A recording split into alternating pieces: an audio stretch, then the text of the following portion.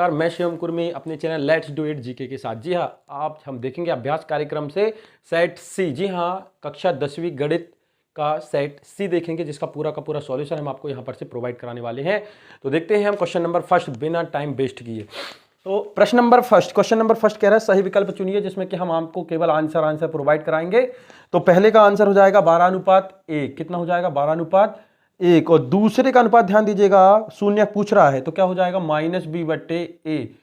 तीसरे के आंसर की बात करें, कह रहा है कि अद्वितीय हल होगा, तो अद्वितीय हल होने की कंडीशन है a1/a2 बराबर नहीं होगा b1/b2 के। तथा चौथे की बात करें हम दोस्तों, चौथे की कि सर्वांतर क्या होगा, तो सर्वांतर हो जाएगा -4। पांचवे की बात करें इसी तरीके से, तो पांचवे में मूलों की अधिकतम संख्या होती है 2। और उसके बाद लास्ट है छठवा, कह रहा है कि उसके त्रिभुज के केंद्रक के निर्देशांक कौन कौन से होंगे। जी हाँ, त्रिभुज के केंद्रक के निर्देशांक कौन कौन से होंगे, तो त्रिभुज के केंद्रक के निर्देशांक जो है दोस्तों वो हो जाएंगे आपके -1 और 1। कितना हो जाएगा? -1 और 1। दोस्तों यहां पर से थोड़ा सा डाउट है केंद्रक के निर्देशांक में, ठीक है दोस्तों। क्वेश्चन नंबर 6 मिला नहीं है, एक्यूरेट नहीं है, इसलिए हम उसका आंसर नहीं बता पा रहे हैं अभी, ठीक है। अगर आपको मिले तो आप कमेंट बॉक्स में जरूर बताएं, जिससे दूसरों की भी हेल्प हो सके। क्वेश्चन नंबर 2 है खाली स्थान भरिए। तो पहला है दोस्तों इसका ये है एक अपरिमेय संख्या। कौन सी है? अपरिमेय संख्या। उसके बाद हम इसी के दूसरे की बात करें तो मूलों की प्रकृति, द्विघातीय समीकरण के मूलों की प्रकृति होगी तो होगी वास्तविक मूल होंगे। कैसे? वास्तविक मूल होंगे, दो अलग भिन्न वास्तविक मूल होंगे। वास्तविक मूल होंगे, भिन्न वास्तविक मूल भी आप लिख सकते हैं, ठीक है। तीसरे की बात करें तो तीसरे का भी दोस्तों अभी हमें कंफर्म नहीं है कि यदि भुजाओं का अनुपात दिया है तो उनके क्षेत्रफलों का अनुपात क्या होगा, ठीक है। बिंदु चौथे की बात करें तो चौथा में दिया है वो एक्स अक्ष में होगा। किस में होगा? एक्स अक्ष में होगा। पांचवे की बात करते हैं हम दोस्तों, पांचवे की बात करते हैं तो यहां पर जो कोण होगा वो होगा 45 डिग्री का होगा। और फिर हम आते हैं छठवें पर, तो लिखा है वृत्त के केंद्र से जीवा पर डाला गया लंब जीवा को समद्विभाजित करता है, मतलब से 2 बराबर भागों में विभाजित करता है, समद्विभाजित करता है। अब आते हैं हम दोस्तों प्रश्न नंबर 3 पर। प्रश्न नंबर 3 कह रहा है सही जोड़ी बनाइए। हम सिर्फ आंसर लिख रहे हैं। लिखा है का एनवा पद क्या होगा, तो एनवा पद हो जाएगा a + n-1 इंटू डी। दूसरा दिया है कि n पदों का योग होगा तो ये हो जाएगा n/2 2a + n-1 into D. तीसरा क्या कह रहा है? तीसरा कि समांतर माध्य क्या होगा, तो इसका समांतर माध्य दोस्तों 8 हो जाएगा। उसके बाद चौथे की बात करें तो चौथा दिया है cot 30, तो cot 30 हो जाएगा √3। कितना हो जाएगा? √3। पांचवे की बात करें दोस्तों, हम पांचवे की बात करें तो पांचवा दिया है cos 90 - थीटा, तो ये होता है cos 90 - थीटा बराबर sin थीटा। और इसी तरीके से छठवे की बात करें हम तो छठवे का मान आ जाएगा आपका 2। कितना आ जाएगा? 2। फिर भी यदि किसी प्रकार की कोई आपको गलती समझ में आती है तो आप जरूर बताएं, ठीक है, क्योंकि गलतियां हो जाती हैं कभी कभी जल्दबाजी में। क्वेश्चन नंबर 4 है कि एक शब्द में उत्तर लिखिए। तो पाइथागोरस प्रमेय का कथन लिखना है। पाइथागोरस प्रमेय का कथन आप देख लीजिएगा, क्या कहता है कि समकोण त्रिभुज में एक भुजा का वर्ग शेष 2 भुजाओं के वर्गों के योग के बराबर होता है। तो हम इतनी बड़ी लाइन नहीं लिख रहे हैं दोस्तों अभी यहाँ। फिर लिखा है मूल बिंदु से दिए गए बिंदुओं के बीच की दूरी। तो पहला तो हमने लिखा नहीं, दूसरा है x² + y², ये हो जाएगी मूल बिंदुओं से दिए गए बिंदुओं की दूरी। तीसरा क्या कह रहा है? द्विघाती समीकरण में विभक्तिकर का सूत्र क्या है, तो विभक्तिकर d बराबर होता है b² - 4ac। इसी तरीके से हम चौथे की बात करें तो चौथे दिया है उन्नयन कोण को परिभाषित कीजिए।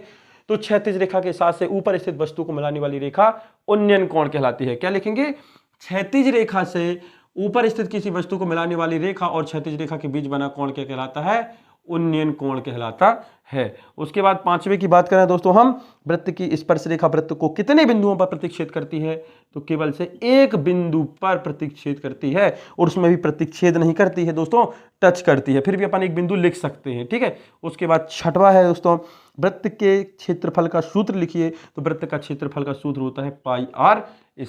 क्या हो गया? πr²। चलो ठीक है, आज लास्ट क्वेश्चन बचा है, यहीं पर लिख लें क्वेश्चन नंबर 5। क्वेश्चन नंबर 5 है सत्य यदि दो त्रिभुज में संगत कोण बराबर हो तो त्रिभुज समरूप होगा। तो ये पहला जो है बिल्कुल सही है कि यदि ए की प्रॉपर्टी कोण प्रॉपर्टी लग जाती है तो वो समरूप सिद्ध हो जाता है। बेलन का आयतन πr²h होता है। बिल्कुल सही है कि बेलन के आयतन का सूत्र πr²h ही होता है। उसके बाद हम बात करते हैं तो लिखा है शंकु वृत्त की परिधि πr² होती है, तो ये असत्य है क्योंकि ये जो ऑप्शन में दिया है वो वृत्त का क्षेत्रफल है। चौथे की बात करें दोस्तों तो लिखा है शंकु का संपूर्ण पृष्ठीय क्षेत्र πr² होता है, तो ये भी असत्य है, ये तो वृत्त का क्षेत्रफल दिया है दोस्तों। उसके बाद पांचवा आपको दिया है किसी घटना की प्रायिकता एक से अधिक होती है, बिल्कुल असत्य है। घटना हमेशा, प्रायिकता हमेशा जो होती है एक से छोटी होती है, एक से ज्यादा कभी भी होती नहीं। ज्यादा होती है सिर्फ शून्य से ज्यादा होती है। उसके बाद छठवां है किसी घटना की प्रायिकता ऋणात्मक नहीं हो सकती है। तो ये कथन जो है आपका बिल्कुल सत्य है। तो कहने का मतलब ये है कि तीसरा, चौथा, पांचवा सत्य है, बाकी के सत्य। स्क्रीनशॉट ले लीजिए, आपको पूरा का पूरा जो है यहां पर से क्लियर हो जाएगा। दोस्तों पूरे के पूरे सॉल्यूशन जो है हम यहाँ पर कराने वाले हैं। तो देखते हैं हम अब क्वेश्चन नंबर 6 से। किससे? क्वेश्चन नंबर 6 से। लेकिन दोस्तों वीडियो बना तो रहे हैं कि सॉल्यूशन के, लेकिन रिस्पॉन्स कोई नहीं मिल रहा है ना किसी प्रकार का। आपको जरूरत ही नहीं है ऐसा लग रहा है। क्वेश्चन नंबर 6 की बात कर रहे हैं। क्वेश्चन नंबर 6 की बहुत ही स्पीड से करेंगे। तो लिखा है कि 3825 को अभाज्य गुणनखंड के रूप में लिखिए। तो अभाज्य गुणनखंड 3825 को तोड़िए आप। तोड़ते हैं हम। ये तोड़ दिया हमने। कैसे तोड़ेंगे? 5 से जाएगा क्योंकि लास्ट में 5 है। तो ये हो जाएगा 5 सत्ते 35, 3। देखो 5 सत्ते 35, 38 है ना। 5 सत्ते 35, 3 बचा 32 हो गया। तो 5 छक्का 30, 25 हो गया, 5 25। फिर 5 से जाएगा 5 एकम 5, 2 हो गया 26, 5 25, 1 बचा, 5 तिहाई 15, 3 से गया 3 5 15, 3 एकम 3, फिर 3 से गया 3 एकम 3, 3 सत्ते 21, अब गया 17 से 17 एकम 17। तो इसके गुणनखंड हो जाएंगे 5 गुणित 5 गुणित 3 गुणित 3 गुणित 17। हम इसको लिख सकते हैं 5 की घात 2 गुणित 3 की घात 2 गुणित 17। ये आपका आंसर। क्वेश्चन नंबर 7 दोस्तों, क्वेश्चन नंबर 7 है ना। क्वेश्चन नंबर 7 की बात करते हैं। तो क्वेश्चन नंबर 7 है 7 का अथवा। 7 का अथवा अभी हम इजी बस करा रहे हैं जिससे आपको आसानी से जल्दी से लिख सकें। तो क्या है? 6 और 20 का भाज्य गुणनखंड विधि से 6 और 20 का, 6 और 20 का। तो 6 का तो हो गया 2 गुणित 3 6, इसका हो गया 2 गुणित 2 गुणित 5, 2 दूनी 4, 4 पंचे 20। तो HCF निकालना है पहले। तो HCF क्या हो जाएगा? जो कॉमन होता है, मतलब दोनों में होता है। तो HCF आ गया 2। अब हम बात करते हैं LCM की। तो 2 जो सबसे ज्यादा बार है, तो 2 2 गुणित 3 गुणित 5, 2 दूनी 4, 4 तिहाई 12, 12 पंचे 60। तो ये आपके आंसर कौन कौन से हो गए? 2 और 60, क्योंकि आपको LCM और HCM की जरूरत थी। तो ये हुआ आपका आंसर। प्रश्न नंबर 7। ठीक, आगे बढ़ते हैं दोस्तों। क्वेश्चन नंबर 8, बहुत ही अच्छे से ध्यान दीजिएगा। क्वेश्चन नंबर 8 का आपको पहला ही कर रहे हैं। आपको दिया हुआ है, देखो दिया हुआ है, क्या दिया है? अल्फा प्लस बीटा शून्यकों का योगफल। शून्यकों का योगफल दिया है 5 और अल्फा इंटू बीटा शून्यकों का गुणनफल दिया है कितना? 3। तो आपको द्विघातीय समीकरण बनाना है। तो द्विघातीय समीकरण होता है x square minus alpha plus beta into x plus alpha into beta. ये होता है सूत्र। इसमें आप वैल्यू रख दीजिए। तो ये हो जाएगा x square minus 5x plus 3। तो ये हो जाएगा दोस्तों एक्स स्क्वायर माइनस का 5x प्लस का 3। ये आपका आंसर। आपको द्विघातीय बहुपद बनाना था, तो ये आपका द्विघातीय बहुपद बन गया है। उसके बाद हम बात करते हैं दोस्तों इसी का क्वेश्चन नंबर 9। इतने तरीके से आपको करना, व्यवस्थित करना है, नंबर बकायदा पूरा मिलेगा। क्वेश्चन नंबर 9 लिखा है, ये शून्यक निकालिए। किसके शून्यक निकालिए? टी स्क्वायर माइनस 15 के शून्यक निकालिए। तो इसको आप लिख लीजिए, इसको अपन ने मान लिया PT। क्या मान लिया? PT। तो टी स्क्वायर माइनस करनी 15 का स्क्वायर, ये क्योंकि पूर्ण वर्ग संख्या नहीं है। यहाँ सूत्र लग जाएगा A square minus B square बराबर A plus B and A minus B. ये सूत्र लग गया। तो ये हो जाएगा दोस्तों टी प्लस करनी 15 एंड टी माइनस करनी 15। तो शून्य के लिए हम क्या करते हैं? दोनों के बराबर में शून्य लिख देते हैं। तो हमने शून्य लिख दिया। तो ये प्लस का इस तरफ जाएगा तो हो जाएगा माइनस का करनी 15, और ये इस तरफ जाएगा माइनस का तो हो जाएगा प्लस करनी 15। तो आपसे केवल शून्यक निकालने के लिए बोला था। तो ये आ गया आपका शून्यक। अच्छे से देख लीजिए, वीडियो को पुश करके आप इसको पूरा का पूरा नोट कर सकते हैं। बाकायदा 30 से 35 मिनट में आपका पूरा का पूरा पेपर जो है हल हो जाएगा, एक ही जब बिना कुछ ढूंढे कहीं पर भी गए। ठीक है, प्रश्न नंबर 10 में आ गए दोस्तों इतनी जल्दी। प्रश्न नंबर 10 क्या कह रहा है कि अनुपातों की तुलना करके ज्ञात कीजिए कि रैखिक समीकरण युग्म जो है संगत है या असंगत है। तो दिए गए समीकरण लिख लो पहले आप। दिए गए समीकरण राइटिंग तो समझ में आ रही है ना। दिए गए समीकरण है, आपके पास पेपर है इसलिए हम प्रश्न नहीं लिख रहे हैं। 3x प्लस 2y बराबर 5, इसको नाम दे दिया समीकरण 1। दूसरा समीकरण है दोस्तों 2x माइनस 3y बराबर 7, समीकरण नंबर 2। जब आप देखो ax plus by plus c बराबर 0 से तुलना करेंगे, है ना। जब 0 से तुलना करेंगे तो देखो यहाँ पर से तो ये हो जाएगा a1 बराबर 3, b1 बराबर 2 और c1 बराबर 5। भाई x का गुणांक a कहलाता है, y का गुणांक b कहलाता है और जिसके साथ कुछ नहीं है वो c कहलाता है। तो पहले समीकरण के लिए a1 b1 c1 और इसी तरीके से दूसरे समीकरण के लिए a2 बराबर 2, b2 बराबर -3 और c2 बराबर 7। अब हमें क्या करना है दोस्तों, यहां पर से चेक करना है कि वो बहुपद जो है संगत है या असंगत है। तो संगत किसके, असंगत एक कंडीशन पर होता है, कोई हल नहीं की कंडीशन पर असंगत होता है, और कोई हल नहीं की कंडीशन क्या होती है, a1 बटे a2 बराबर तो होता है b1 बटे b2 के, लेकिन b1 बटे b2 बराबर नहीं होता है c1 बटे c2 के। पूरी की पूरी कंडीशन आपको बाकायदा मिल जाएगी। ये तो सिर्फ पेपर का सॉल्यूशन है, आप चैप्टर में जाइए, प्लेलिस्ट में जाइए, पूरा का पूरा सॉल्यूशन मिल जाएगा परीक्षा अध्ययन के साथ।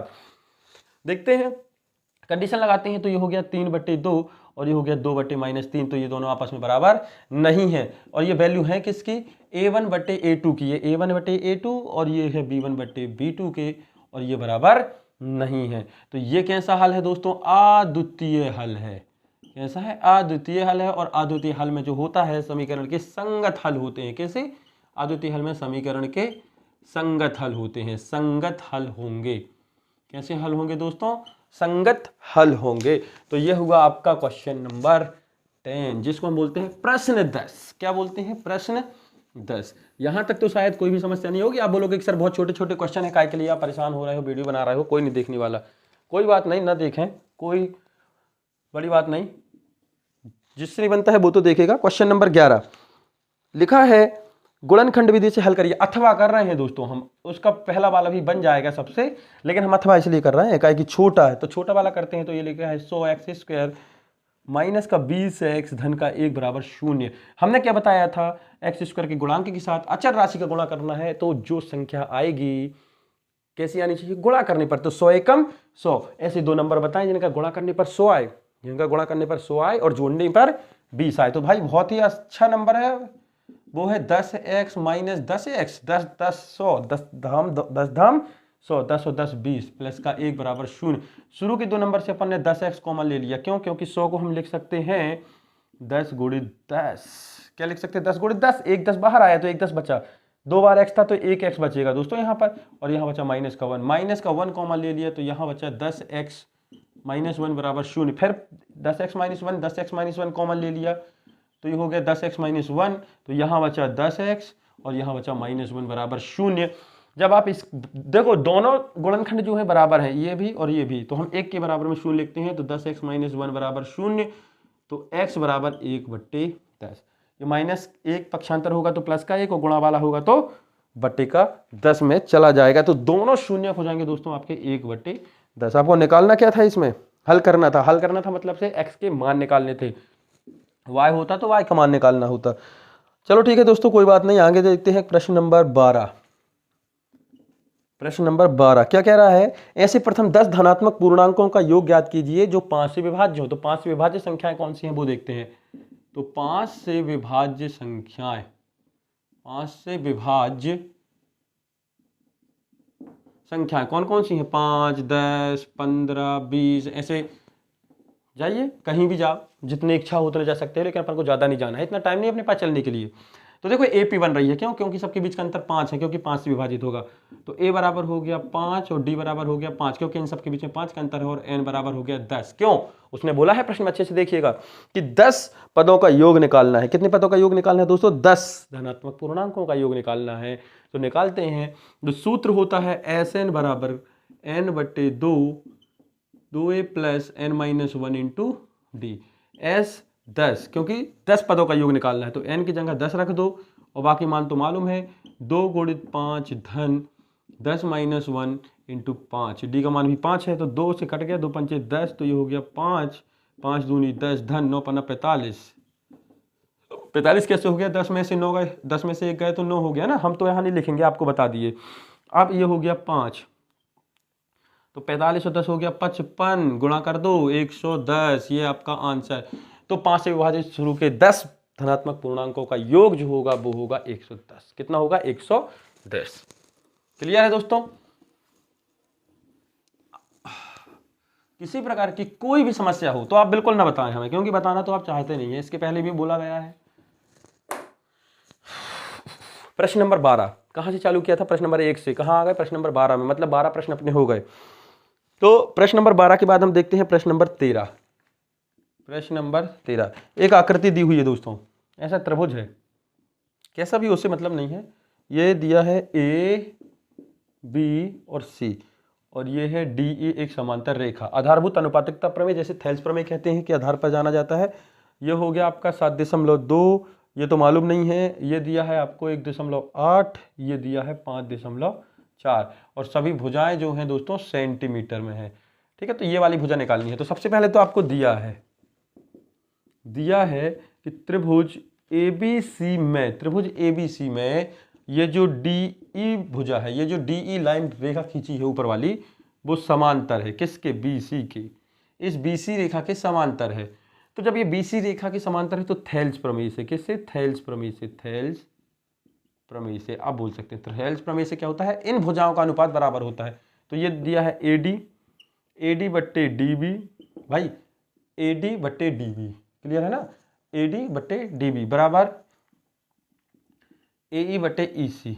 मान रख दो जो जो दिए हैं। तो एडी का तो दिया नहीं है, लेकिन डीबी का दिया है। कितना दिया है? 7.2। एई का भी दिया है, कितना दिया है? 1.8, और ईसी का दिया है 5.4। तो ये हो गया एडी बटे, हाँ एक यहीं पर कर लो सॉल्व। ये दशमलव का हम क्या करते हैं दोस्तों, यहाँ पर एक और दशमलव के बाद एक संख्या है तो एक शून्य लगा दिया, तो ये हो गया 72।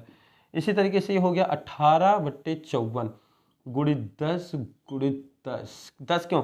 दशमलव का एक, उसके बाद एक संख्या है तो एक शून्य। इसी तरीके से ऊपर भी दशमलव का एक संख्या है तो एक शून्य। 10 से 10 कट गया, 18 से 54 कट गया, 18 तिया 54। यहाँ कितना बचा? यहाँ बचा 10 एडी बटे 72 बराबर 1/3। 18 तिया 54 बस बचा ना। तो हमें एडी चाहिए, तो एडी छोड़ के सब पक्षांतरित कर दो। तो एडी ये भाग में है तो कहाँ चला गया? गुणा में, और ये गुणा में है तो कहाँ चला गया? भाग में। क्लियर है? 3 से काट दो, 3 दूनी 6, 3 चौके 12। तो एडी बराबर हो गया दोस्तों 24/10। इसको हम लिख सकते हैं 2.4 सेंटीमीटर। ये आपका आंसर। ज्यादा स्पीड तो नहीं है दोस्तों कि समझ में नहीं आ रहा है, ऐसा ना बोलना आप बाद में ये सर आप तो इतने स्पीड से बोलते हैं जैसे कि हम लोग से सब बना जाता है। तो दोस्तों आपको सिर्फ अभी पेपर करना हम बता रहे हैं, और एक एक बात समझ में आ रही होगी। अगर नहीं आती है तो आप कमेंट बॉक्स में जरूर बताएं। हम आराम से भी चलते हैं तो कोई बेनिफिट नहीं है, इसलिए भाई हम सोच रहे हैं कि तेजी चला जाए। आप तो इंटेलिजेंट है, सब कुछ बन जाता है। ठीक, क्वेश्चन नंबर 14। क्वेश्चन नंबर 14 कह रहा है कि दिए गए बिंदु है, तो मान लो बिंदुओं के नाम नहीं मालूम, तो माना दिए गए बिंदु हैं। पहले को मान लिया एक, कितना है? 5 - 6। दूसरा है बी -1 -4। इसके नाम लिखेंगे तो x1 = 5, x2 = -1। भाई ये x1 है और ये x2 है, ठीक है ना? मार्कर भी नहीं चल रहे हैं आज, जैसे आप नहीं चल रहे हो। x1 हो गया 5 और x2 हो गया -1। इसी तरीके से y1 हो गया -6 और y2 हो गया -4। अब x अक्ष किस अनुपात में विभाजित कर रहा है? तो x अक्ष, अरे x अक्ष की y अक्ष क्या है? y अक्ष है। तो y अक्ष क्या है? y अक्ष के निर्देशांक हो जाएंगे y अक्ष पर बिंदु, y अक्ष पर बिंदु क्या हो जाएगा? 0y। y अक्ष पर x निर्देशांक 0 होता है, अतः है x बराबर 0। तो विभाजन सूत्र का नाम आपने सुना होगा। विभाजन सूत्र दो होते हैं। x बराबर होता है m1 x2 + m2 x1 upon m1 + m2, और y बराबर होता है m1 y2 + m2 y1 upon m1 + m2। तो आपको वहां विभाजन सूत्र लगाना है। कौन सा लगाना है ध्यान रखिएगा, जिसका मान दिया है। तो x का मान दिया है 0, तो x वाला आप लगा दो। तो m1 x2 + m2 x1 upon m1 + m2। Clear? मान रख दो आपके पास जो जो मान हो। तो x का मान भी आपको गिवन है, कितना है? 0 है। m1 का मालूम आपको है नहीं है, लेकिन आपको x2 का तो मालूम है ना। x2 के कितना है? -1 प्लस m2। x1 का मालूम है कितना है? 5 बट्टे m1 + m2। अनुपात पूछा है तो ये क्रॉस मल्टीप्लिकेशन होगा, तो ये पूरा 0 हो गया। चाहो तो ऐसा लिख लो, 0 × m1 + m2 बराबर -m1, माइनस के साथ m1 का करोगे -m1, और ये हो जाएगा +5m2। ये पूरा क्या हो गया? 0।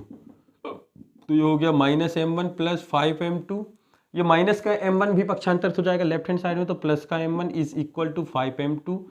हमें m1 बटे m2 चाहिए, तो m1 बटे m2, ये गुणा में था तो भाग में चला गया, तो यहाँ बचा 5, बटे में कुछ नहीं लिखा है तो हम 1 लिख सकते हैं। तो ये हो गया m1 अनुपात m2 इज इक्वल टू 5:1। ये आपका आंसर, अनुपात पूछा था ना, तो आ गया हमारा अनुपात, कितना आ गया 5:1। ये भी हो गया आपका, प्रश्न नंबर 14 भी हो गया, पूरा का पूरा प्रश्न नंबर 14 हो गया।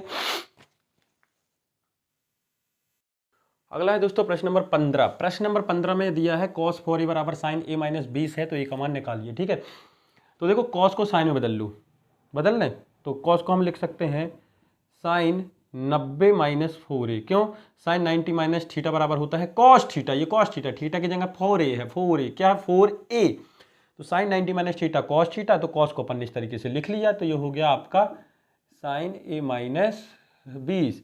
साइन से साइन कैंसिल हो गया, तो ये हो गया आपका 90 माइनस 4a बराबर a माइनस 20। अब बिना a वाला पद एक साइड आएगा तो ये हो जाएगा प्लस का 20, और ये हो गया प्लस का 4a प्लस a। 90 और 20 हो गया 110 बराबर 5a। a बस चाहिए तो गुणा में है तो भाग में आ जाएगा, तो 110 बटे 5 बराबर a। 5 से काट दो, 5 दूनी 10, 5 दूनी 10 बराबर a। तो 2 नंबर के लिए इतना सवाल जो है बहुत है, पर्याप्त है, बहुत क्या है, होता ही क्या है। प्रश्न नंबर 16 क्या कह रहा है, एक थैली में केवल नींबू की महक वाली गोलियां हैं। मान ली बिना थैले में झांके उसमें से एक गोली निकालती है। ध्यान रखिएगा, एक थैला है, इसमें केवल से नींबू की महक वाली गोलियां हैं। बहुत ही अच्छा प्रश्न है। नींबू की महक वाली गोलियां हो, उनमें से मालिनी बिना झांके एक गोली निकालती, इसकी क्या प्रायिकता है कि वह निकाली गई गोली संतरे की महक वाली होगी। तो पहला संतरे की महक वाली गोली, संतरे की महक वाली गोली निकलने की प्रायिकता,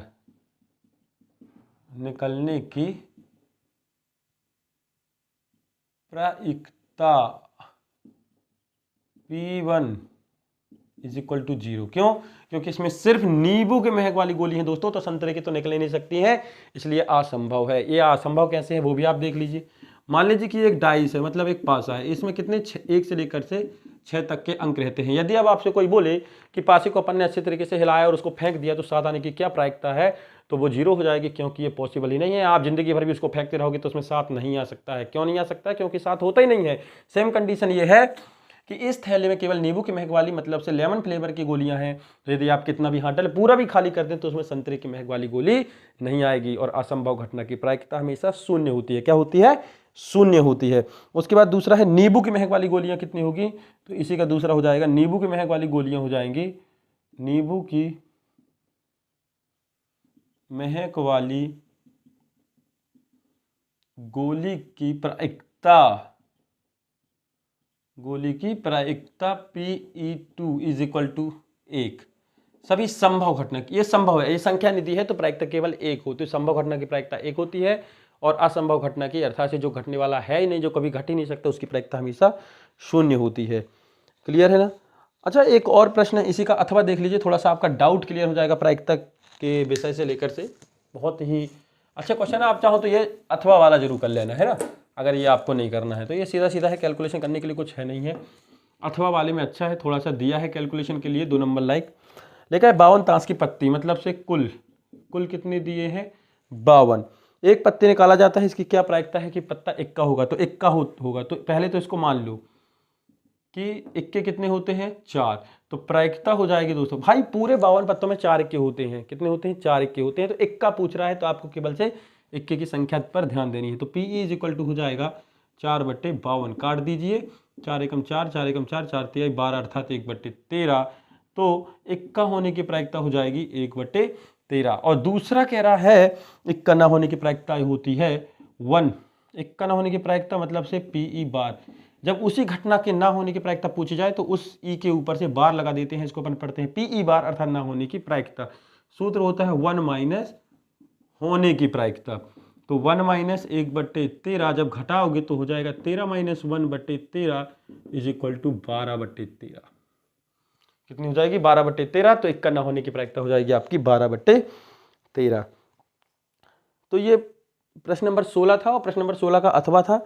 प्रश्न नंबर 17 जो है वो भी प्रायिकता का ही प्रश्न है, दो प्रश्न आने हैं प्रायिकता से 2-2 नंबर के दोस्तों। और इन पेपर को देखकर आप थोड़ा सा इनका सिंटेक्स समझ जाइएगा कि किस तरीके के क्वेश्चन जो है आ रहे हैं। ठीक, सिर्फ आपको ये पेपर कराने का उद्देश्य यही है गवर्नमेंट का कि आप समझें कि पेपर में आना क्या है, किस तरीके से पैटर्न में आना है। इस धोखे में न रहे कि इतना ईजी पेपर आएगा। पढ़ाई अपनी जारी रखें। प्रश्न नंबर 17 कह रहा है 144 बॉल पेन है। तो सीधी सी बात है, अपन ऐसा लिख लें, कुल कितने पेन है उसने दिया है, जोड़ने की जरूरत नहीं, 144 बॉल पेन खराब है। खराब पेन कितने हैं, एनी खराब पेन या खराब पेन मान लो, खराब पेन लिख लो 24 है। कितने हैं, सॉरी 20 है। खराब पेन कितने हैं, 20 हैं। तो अच्छे पेन कितने हो गए, तो अच्छे पेन हो गए इवन मान लो, इसको मान लो Ni2। तो अच्छे पेन हो गए 144 माइनस 20 बराबर 124। तो Ni2 बराबर होगा 124। भाई टोटल 144 है, 20 अच्छे हैं, मतलब 20 खराब हैं, तो बचे हुए कितने होगा 124। अब प्रायिकता की बात करते हैं। कह रहा है कि जब वह पेन अच्छा होगा तभी आप खरीदेंगे। भाई सीधी सी बात है कि दुकानदार ने एक पैकेट लाया, उसमें 144 पेन थे, उसमें 20 पेन खराब है, उसको ये नहीं पता कि कौन सा पेन खराब है। जब वो चलाएगा तब पता चलेगा। ग्राहक आया, उसने पेन निकाला, उसने चेक किया, उसने देखा कि वो पेन नहीं चल रहा है, तो आप वो पेन नहीं खरीदोगे। कि खरीदोगे, नहीं खरीदोगे। उसने चलाया और वो चल गया तब आप खरीदोगे। तो कह रहा है कि यदि वो पेन अच्छा होगा तो आप खरीदोगे, अच्छा होगा तो खरीदोगे ना। तो इसकी क्या प्रायिकता है कि आप पेन खरीदोगे। तो पेन खरीदने के लिए क्या होना चाहिए, अच्छा होना चाहिए, है ना। पेन खरीदने के लिए क्या होना चाहिए, अच्छा। तो प्रायिकता हो जाएगी Pe2 is equal to Ni2 upon Ns। Pen कब खरीदेंगे, जब इन 124 पेन में से एक पेन आएगा तभी आप पेन खरीदोगे, अदरवाइज पेन नहीं खरीदोगे। तो ये हो जाएगा 124/144। काट पीट के अलग कर दो। तो देखो कटता है तो 2 × 12, 2 दूनी 4, फिर कर दे 2 × 7 = 2 दूनी 4, और कटेगा 2 तिहाई 6, 2 एकम 2, 2 तिहाई 6, 2 × 12। तो ये हो गया 31/36। तो पेन खरीदने की प्रायिकता हो गई 31/36। अब आता है दूसरा कह रहा है कि आप वह पेन नहीं खरीदेंगे। तो आप पेन कब नहीं खरीदेंगे दोस्तों, जब वो खराब होगा। खराब कितनी है, 20। तो बस खत्म, यही आपको सिर्फ सोचना है। तो खराब ना खरीदने की प्रायिकता हो जाएगी, इसको मान लो Pe1। तो खराब पेन कितनी है, 20। तो यहाँ पर व्यवस्थित लिखना चाहो तो लिख लो Ni/Ns, मतलब 20/144। काट दो, 2 एकम 2, 2 धाम 0, सॉरी 2 एकम 2, 2 शून्यम 0, 2 सत्ते 14, 2 दूनी 4, 2 पंचे 10, 2 तिया 6, 2 × 12। तो ये आ गया 5/36। तो ना खरीदने की प्रायिकता 5/36 और खरीदने की प्रायिकता 31/36। क्लियर है ना दोस्तों। बस आपको इसी तरीके से व्यवस्थित लिखना है। देखो 2 नंबर का क्वेश्चन भी कितना अच्छा खिंच जाता है। खींचने का तरीका होना चाहिए दोस्तों। प्रश्न नंबर 18 है। प्रश्न नंबर 18 क्या कह रहा है, आंधी आने से एक पेड़ टूट जाता है और टूटा हुआ भाग इस तरह मुड़ जाता है कि पेड़ का स्थिर, हाँ रे देख लो, एक पेड़ है, ठीक है, इसको नाम दे दिया अपन ने बी। पेड़ से x मीटर ऊपर जाने पर हवा चलती है तो ये x मीटर ऊपर जाकर टूट जाता है, इसको नाम दे दिया c। क्या नाम दे दिया, c। अच्छे से ध्यान दीजिएगा। एक पेड़ है जिसकी टोटल लंबाई अपन ने मान ली h मीटर। कितनी मान ली, h मीटर। जब आंधी चली, जब तूफान चला, तो पेड़ x मीटर ऊपर जाकर टूट गया और ये टूटा हिस्सा जो है वो जमीन पर जाकर से रख गया, ये मतलब ए हिस्सा जो है गिर गया। तो ये टोटल कितनी थी, h। तो ये बचा हुआ कितना हो जाएगा, h - x। भाई कहने का मतलब ये है, ये 10 सेंटीमीटर है, ये 3 सेंटीमीटर से टूट गया तो कितना बचा, 7, मतलब 10 - 3। अगर 3 मीटर ऊपर जाके टूट गया तो ये ऊंचाई तो अपन को मालूम नहीं है, अपन ने h मानी, x ऊंचाई पर जाकर टूट गया तो बचा हुआ कितना है, h - x। और ये जो टूटा हिस्सा है वो यहाँ पर टिक गया तो ये भी कितना होगा, h - x। अब वो कह रहा है कि जहां पर ये जमीन का शीर्ष टिका हुआ है वो पेड़ के निचले हिस्से से 8 मीटर की दूरी पर है। कितना, 8 मीटर, मतलब इस पेड़ से इस बिंदु की दूरी जहां पर वो पेड़ का ऊपरी सिरा या शीर्ष गिरा है 8 मीटर की दूरी पर है। तो पेड़ की ऊंचाई आपको निकालनी है। तो प्रश्न आपको पढ़ना है, अच्छे से समझना है, उसके बाद चित्र बनाते जाना है रफ में। और जैसे ही आपका क्लियर चित्र बन जाता है आपकी नज़रों के सामने तो आप उसको जो है पक्का कर दीजिए, है ना। चलो ठीक है, देखते हैं, आगे बढ़ते हैं। चित्र तो बना ही गया है। पेड़ का जमीन, तो पेड़ की ऊंचाई निकालिए, देखते हैं। तो त्रिभुज माना पेड़ AB की ऊंचाई पेड़ ए बी की ऊंचाई अपने मन से लिखना है दोस्तों, ए बी बराबर h मीटर है। कितनी है? h मीटर है। पेड़ x मीटर ऊपर से टूट गया, तो BC बराबर कितना हो गया? x मीटर। ठीक, BC बराबर x मीटर। टूटा हिस्सा AC, तो AC बराबर h माइनस x मीटर। जो जो कुछ अपन ने माना सब लिख दिया। BC x हो गया और ये जो AC दिख रहा है वो h माइनस x हो गया। अच्छा, कोण दिया है आपको, कोण भी दिया है ना। कोण कितने डिग्री का कोण बनाता हुआ टूट गया? 30 डिग्री, अर्थात 30 डिग्री। ये 30 डिग्री के कोण से टूट गया, तो थीटा बराबर दिया है 30 डिग्री। अब त्रिभुज की बात करते हैं। तो त्रिभुज ABC में, त्रिभुज ABC में हम बता दें आपको फिर से, वैसे तो हम बताते आ रहे हैं और हमारा काम ये बताना है, हम बता दें कि आपको दो भुजा लेनी रहती है। एक कौन कौन सी? एक तो जो दी होती है और एक जो निकालनी होती है। तो देखो, ये वाली निकालनी है और एक ये दी हुई, तो हम इन दोनों भुजाओं को ले लेते हैं। तो हमने ले लिया BC और ये नीचे वाली जो हमें दी हुई है AB, है ना। तो ये हो गए लंब और ये हो गए आधार। तो लंब बटे आधार किसका सूत्र होता है? tan theta. तो tan थीटा। हमें ये याद करके नहीं जाना है कि tan का लगेगा कि cot का, बस आपको ये याद रखना है कि दो भुजाएं लेनी है, एक जिसका मान दिया रहता है और एक जिसका मान निकालना रहता है। तो हमने इसका और इसका बटे में लिख लिया, तो ये हो गया लंब, ये आधार। तो लंब बटे आधार tan का सूत्र होता है tan 30। थीटा का मान रख दो, BC का मान x माना है और ये जो मान है वो है 8। कितना है? 8। तो tan 30 की वैल्यू होती है 1/√3। कितनी होती है? 1/√3। ये हो गया x अपॉन 8। तो x यहीं रहेगा, ये तिरेक गुणा हो जाएगा तो हो जाएगा 8/3। 8/3। यहां तक क्लियर। इसका नाम दे दो, जरूरत पड़ेगी क्योंकि। अब एक और भुजा है दोस्तों, एक इसका मान भी नहीं दिया है, तो इन दोनों को ले लो। अब इन दोनों को ले लो, तो हम ले लेते हैं पुनः त्रिभुज ABC में, पुनः त्रिभुज ABC में हम लेते हैं AB, एक मान जो दिया है और एक जो निकालना है। कौन सा निकालना है? AC। तो ये हो गया आधार, ये हो गया कर्ण। तो आधार बटे कर्ण होता है cos। क्या होता है? cos। तो cos थीटा। cos थीटा की जगह है 30। AB का मान दिया है 8 और AC का मान दिया है h माइनस x। तो cos 30 की वैल्यू कितनी होती है? √3/2। ये टेबल से आपको मान याद होने चाहिए। cos 30 की वैल्यू होती है √3/2 और ये हो गया 8/h माइनस x। त्रिक गुणा कर दो। त्रिक गुणा का मतलब समझते हैं, इसका इसके साथ, इसका इसके साथ। तो इसका इसके साथ हो जाएगा, तो ये हो जाएगा √3h माइनस x√3। भाई इस √3 का h के साथ और x के साथ, दोनों के साथ हो गया। तो h√3 माइनस है x√3 और 8 दूनी 16, ये 8 दूनी 16। ये हो गया h√3 माइनस x का मान रख दो किससे? समीकरण 1 से। कितना रख जाएगा? 8/3 इंटू करनी 3 बराबर 16। यहाँ चाहो तो लिख दो समीकरण 1 से। करनी 3 से करनी 3 कट गया, तो ये हो गया h करनी 3 बराबर 16 प्लस 8। ये माइनस का 8 बचा ना, इस तरफ गया तो प्लस का हो गया। तो 16 और 8 कितना हो गया? 24। तो h बराबर हो गया दोस्तों 24 बटे, ये इनटू में है तो किस में चला जाएगा? डिवाइड में। तो करनी 3, हर का परिमेयकरण करने के लिए करनी 3 का ऊपर और नीचे हमने गुणा कर दिया। जैसे ही हमने गुणा कर दिया तो ये हो गया 24 करनी 3 और करनी 3 और करनी 3 3 होता है। ये आपको पता होना चाहिए कि जो पूर्ण वर्ग संख्या नहीं होती है, यदि वही नंबर करनी के रूप में दो बार लिखा है तो उसकी करनी हट जाती है। तो 3, तो 3 अट्ठे 24, तो ये हो गया 8 करनी 3 मीटर। h बराबर 8 करनी 3 मीटर और h को ही हमने ऊंचाई मानी है। ऊंचाई किसकी मानी है? पेड़ की। तो ऊंचाई हो गई, तो ऊंचाई कितनी आ गई? 8 करनी 3 मीटर। ये आपका आंसर। अगला प्रश्न है दोस्तों प्रश्न नंबर 19 का। अथवा हाँ दोस्तों, हम प्रश्न लिख रहे हैं उसके लिए क्षमा चाहेंगे। प्रश्न इसलिए नहीं लिख रहे हैं कि प्रश्न लिखने में जो है बहुत ज़्यादा टाइम लग जाता है, और वैसे भी पेपर तो वही लोग कर रहे हैं और वही लोग वीडियो देखेंगे जिनके पास पेपर होगा और जो अभ्यास कार्यक्रम में शामिल है, गवर्नमेंट स्कूल में है, जिनको ये प्रश्न पत्र मिला होगा। तो प्रश्न पत्र आपको मिला है तो प्रश्न आप कृपया कर उसे देख लीजिए, सामने रख लीजिए और बढ़िया नोट करते चलिए। अगर नोट नहीं भी करेंगे तो आप सिर्फ यूट्यूब खोलिए, हमारी वीडियो खोलिए, कॉपी निकालिए और फटाफट लिखते चलिए। सीरियल क्रमांक बस सही डालिएगा बस। ठीक, तो क्वेश्चन नंबर 19, प्रश्न नंबर 19 दिया है। अब क्या क्या दिया है? सबसे पहले तो चित्र बना लो। 5 सेंटीमीटर त्रिज्या वाले एक वृत्त का, ये एक वृत्त है, इसकी त्रिज्या है 5 सेंटीमीटर। अभी जरूरत पड़ेगी जब हम देखते हैं।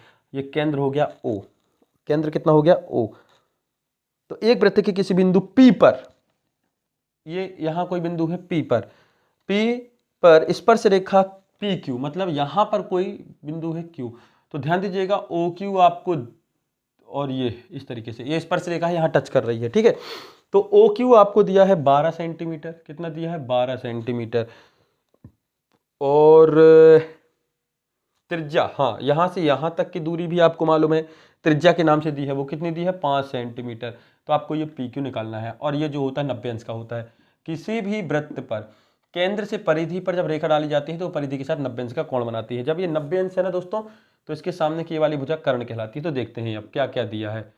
दिया है ओ वृत्त का केंद्र है, ओ वृत्त का केंद्र है। अब बड़े प्रश्न आ गए दोस्तों, है ना। ओ वृत्त का केंद्र है तथा इसके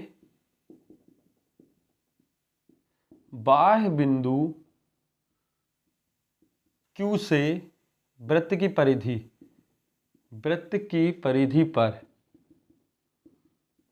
पर एक स्पर्श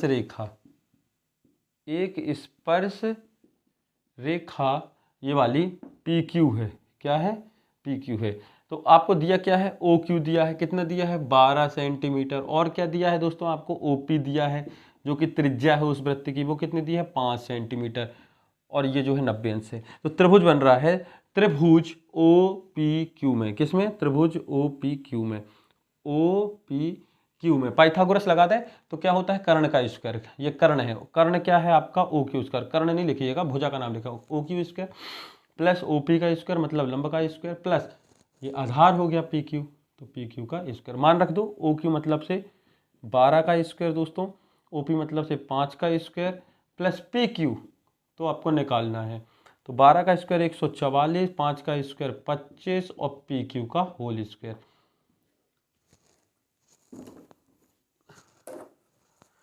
तो 144 और ये प्लस का 25 जो है लेफ्ट हैंड में आएगा तो माइनस का 25 हो जाएगा।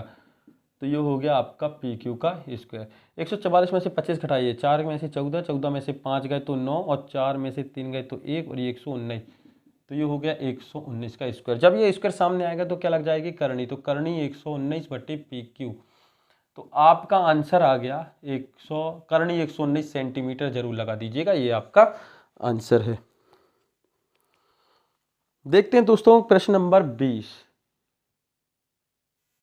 दोस्तों अगला प्रश्न है प्रश्न नंबर 20, क्वेश्चन नंबर 20। बहुत ही महत्वपूर्ण प्रश्न है, बहुत ही अच्छा प्रश्न है, समझने वाला प्रश्न है, बहुत ही आराम से आप देखिएगा। हम बिल्कुल सेपरेट एक क्वांटिटी में उसका चित्र बनाएंगे, ठीक। प्रश्न को पढ़ते जाएंगे, चित्र बनाते जाएंगे, जहां समझ में ना आए तो आप बता दीजिएगा, थोड़ा सा लेंदी है। कह रहा है एक वृत्ताकार खेत पर, एक वृत्ताकार खेत है, ठीक है, एक वृत्ताकार खेत है, ये इसका केंद्र बिंदु है, उससे हम मतलब नहीं है।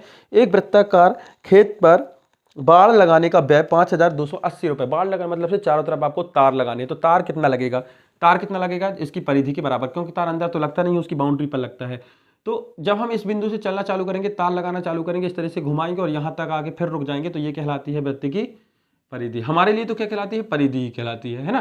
तो तार की यहाँ से लंबाई निकल आएगी, क्या निकल आएगी, तार की लंबाई। बहुत अच्छे से ध्यान दीजिएगा, वृत्ताकार खेत पर बाड़ लगाने का व्यय आर्थिक खर्चा दिया हुआ है, चूंकि जो बाड़ लगती है, जो बाउंड्री होती है, जो तार लगता है वो परिधि पर लगता है, मतलब चारों तरफ लगता है केवल, ठीक है। बाड़ लगाने का व्यय दिया है 24 रुपये प्रति मीटर। तो कैसा लगेगा, मान लो इस तार की लंबाई, मान लो आपकी तार की लंबाई है 10 सेंटीमीटर और खर्चा है 1 मीटर स्क्वायर का 10 रुपये। भाई 1 सेंटीमीटर तार का खर्चा है 10 रुपये और 10 सेंटीमीटर तार लगना है, तो कितना खर्चा हो जाएगा 100 रुपये। अच्छे से ध्यान से देखिएगा कह क्या रहे हैं। मान लो आप मार्केट गए, आपको मार्केट में बताया गया कि 1 सेंटीमीटर तार की कीमत 20 रुपये है, कितनी है 20 रुपये, और आपको 100 सेंटीमीटर तार की जरूरत है, कितनी 100 सेंटीमीटर तार की जरूरत है। बहुत अच्छे से ध्यान दीजिएगा, 1 सेंटीमीटर तार की कीमत 20 रुपये है और आपको 100 सेंटीमीटर तार की जरूरत है, तो कितने रुपए का आएगा। तो आप क्या करोगे, इस 100 सेंटीमीटर में 1 मीटर के रेट का या दर का गुणा कर देंगे, तो कितना आ जाएगा 200 रुपये, 2000 रुपये, कितना आ जाएगा 2000 रुपये। तो बहुत अच्छे से ध्यान दीजिएगा, ये होगा आपका परिधि, मतलब से कितनी लंबाई की जरूरत पड़ी, ये हो गई आपकी दर, और ये हो गया आपका कुल खर्च कि कितना खर्च लगा आपको उस तार को खरीदने में। सेम कंडीशन है। अब आगे बढ़ते हैं, सब समझ में आ जाएगा। दिया है दर, दी है दर, दर कितनी दी है प्रति मीटर की दर से, मतलब से 1 मीटर का खर्चा दिया है 24 रुपये। कितना दिया है? 24 रुपये। और कुल खर्च दिया है, कुल खर्च कितना दिया है? 5280 रुपये, ये रुपये है। और खेत की जुताई का खर्च भी दिया है, लिख लो, खेत की जुताई का खर्च कितना दिया है? खर्च नहीं दिया दोस्तों, दर दी है ना। जुताई की दर दी है 0.50 रुपये प्रति मीटर स्क्वायर। एक मीटर स्क्वायर का खर्चा 50 पैसे का है जुताई करने का। तो आपको उस खेत की जुताई कराने का खर्च निकालना पड़ेगा। तो एक बहुत ही महत्वपूर्ण पॉइंट दिमाग में आना चाहिए कि आप इस खेत का क्षेत्रफल तभी निकालेंगे जब आपके पास त्रिज्या हो। अब जब त्रिज्या नहीं होगी तो वृत्त का क्षेत्रफल निकालना पॉसिबल नहीं है। तो जो दिया है उसका यूज करते हैं। आपको इन दोनों चीज़ों का यूज करना है। तो हम जानते हैं कि कुल खर्च है ना, कुल व्यय या कुल खर्च बराबर हो जाएगा दर गुणित वृत्त की परिधि। दर गुणित वृत्त की परिधि। क्यों? अब भी हमने आपको बताया कि तार की लंबाई पता होगी तभी ना आप तार खरीद के लाओगे। जब रेट दिया है 1 मीटर का इतने रुपए है, 24 रुपए है, तो तार की लंबाई यदि आपको पता होगी तभी आप निकाल के लाओगे, है ना। तो परिधि, तो तार की लंबाई कहाँ से निकलेगी? वृत्त की परिधि से। तो कुल खर्च बराबर दर गुणित परिधि। तो कुल खर्च आपको दिया है, कितना दिया है? 5280। दर भी आपको दी है कितनी? 24। परिधि का सूत्र होता है 2πr। तो 5280 ये गुणा में है तो कहाँ आ गया? भाग में। तो 24 गुणित 2, ये दोनों गुणा में थे, 24 भी और 2 भी, तो 24 गुणित 2 आ गया।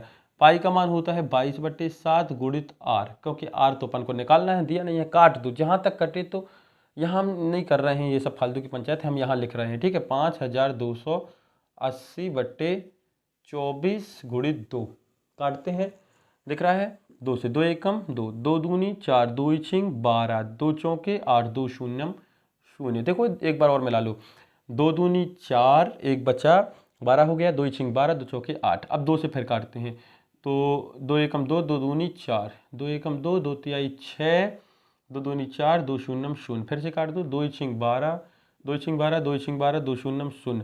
अब 6 से काट दो पूरा, कितना हो गया? 110। तो ये पूरा कट गया, ये कितना आ गया? 110।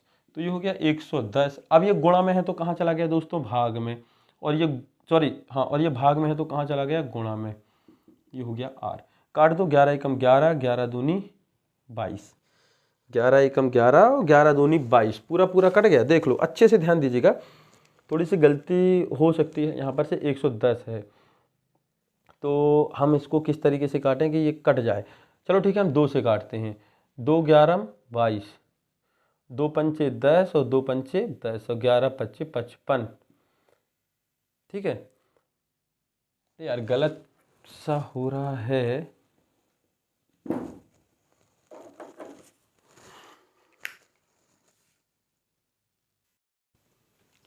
देखिएगा, हमारा यहाँ पर से कितना आया था? 110। काटने पीटने पे पूरा आया था 110।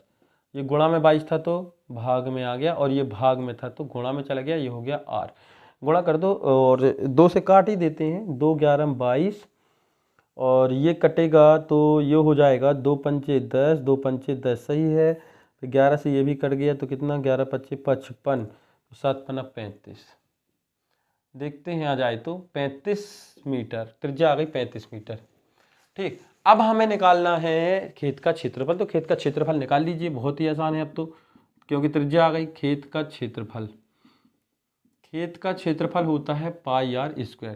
पाई का मान 22/7 रखना है और r का मान आया है 35, तो ये हो जाएगा 35 गुणित 35 मीटर स्क्वायर। 7 से कट गया, 7 पन्ना 35, तो 22 पंचे 110 गुणित 35 मीटर स्क्वायर। गुणा कर दिया हमने, 22 पंचे 110। ठीक है, 2 5 दूनी 10, 5 दूनी 10 और 11 35। गुणा कर दो, 11 पच्चे 55 और 11 पच्चे 55, 11 तिहाई 33, 33 और 5 38 और 1 शून्य, तो ये हो गया मीटर स्क्वायर, 3850 मीटर स्क्वायर। अब हमें कुल खर्च निकालना है। तो कुल खर्च दोस्तों, कुल खर्च क्या होता है? कुल खर्च मतलब से ये एरिया आ गया, और दर तो दिया है कि कितना एरिया। भाई आपके घर में कोई टाइल्स लगाने वाला आएगा तो बोलता है कि 1 एक स्क्वायर फुट का खर्चा जो है 10 रुपये है, तो कितना खर्चा लगेगा। तो वो क्या करेगा, पूरे कमरे का क्षेत्रफल निकालेगा और रेट को गुणा कर देगा। तो हमने अभी तो क्या किया है, उस पूरे खेत का क्षेत्रफल निकाल दिया, अब दर का गुणा कर देंगे और क्या। कोई बड़ा काम नहीं है दोस्तों, ये बड़ा लगता है देखने में, लेकिन हम उसी काम को बार बार करते रहते हैं, इसलिए वो बड़ा हो जाता है काम वही जो हम करते आए हैं। ठीक, तो कुल खर्च बराबर क्षेत्रफल आया 3850 गुणित दर कितनी है 50/100 रुपये। क्यों कर दिया, 50 पैसे को 50/100 लिख दिया। ठीक है, 1 शून्य 2 शून्य और ये कट गया, तो केवल 55 25 की 5 8 पंचे 40 40 और 2 42, 55 25 8 पंचे 40 और 2 42, 5 थी 15 15 और 4 5 थी 15 और 4 19, 1925 रुपये का जो है खर्चा आएगा। ये आपका आंसर होना चाहिए, 1925 अर्थात 1925 का खर्चा आएगा उस खेत को क्या करने में, जुताई कराने में। प्रश्न नंबर 21 दोस्तों, आपको दिए गए समीकरण को प्रतिस्थापन विधि से हल करना है। और जैसा कि आप लोग क्या करते हैं कि विलोपन विधि आसान लगते हैं, तो आप विलोपन विधि से ही पूरा का पूरा सॉल्यूशन जो है पढ़ लेते हैं और ये सोचते हैं कि आपको हल करने को आ जाएगा और आप किसी से विधि से हल कर सकते हो। तो ऐसा नहीं है, पेपर में जो है विधि का नाम लिखकर आता है, अतः आप सभी विधियों को महत्वपूर्ण समझ के सभी विधियों को अच्छे से पढ़ें। तो प्रश्न नंबर 21 में प्रतिस्थापन विधि से हल करना है। तो देखो समीकरण 1 से x का मान y के पद में निकाल लो। तो x बराबर हो जाएगा 2y, इसको नाम दे दो समीकरण 3, जरूरत पड़ेगी इसलिए नाम दे दिया। नाम देने में क्या रखा है, x बराबर 2y। इस x के मान को समीकरण 2 में रख दो। कहाँ रख दो, समीकरण 2 में। तो समीकरण 2 में x का मान रखने पर यहाँ रखते हैं तो 3 2y धन 4y बराबर 20, तो 3 दूनी 6y धन 4y बराबर 20, तो 6 और 4 10, 10y बराबर 20, तो y बराबर कितना हो जाएगा 20/10, तो 10 दूनी 20, तो y का मान आ गया आपका दोस्तों 2। कितना आ गया 2। इस y के मान को समीकरण 3 में रख दो। तो समीकरण 3 में y बराबर 2 रखने पर, इसको ऐसा ब्रैकेट में लिख लो। तो जैसे रखोगे तो x बराबर हो जाएगा 2y, तो x बराबर 2 गुणित 2 बराबर 4, तो आपके आंसर आ गए x बराबर 4 और y बराबर 2। ठीक है ना दोस्तों। अब बचा प्रश्न नंबर 22 और प्रश्न नंबर 23। तो प्रश्न नंबर 23 और 22 जो हैं 4-4 नंबर के हैं, तो आप देख लीजिएगा। बाकी वीडियो क्या है, थोड़ी सी लेंदी हो चुकी है। बहुलक के लिए आप इसके प्रीवियस पेपर वाली वीडियो देख लीजिएगा, आपको उसकी जो लिंक है डिस्क्रिप्शन बॉक्स में मिल जाएगी। डिस्क्रिप्शन तो लिखा नहीं आता है, वहाँ पर मोर लिखा होता है, मोर पर क्लिक करिए मिल जाएगी, या फिर इस वीडियो के लास्ट में आपको एंड स्क्रीन पर उसका जो है लिंक प्रोवाइड करा दिया जाएगा। तो आज के लिए इतना ही और पूरा देखने के लिए धन्यवाद।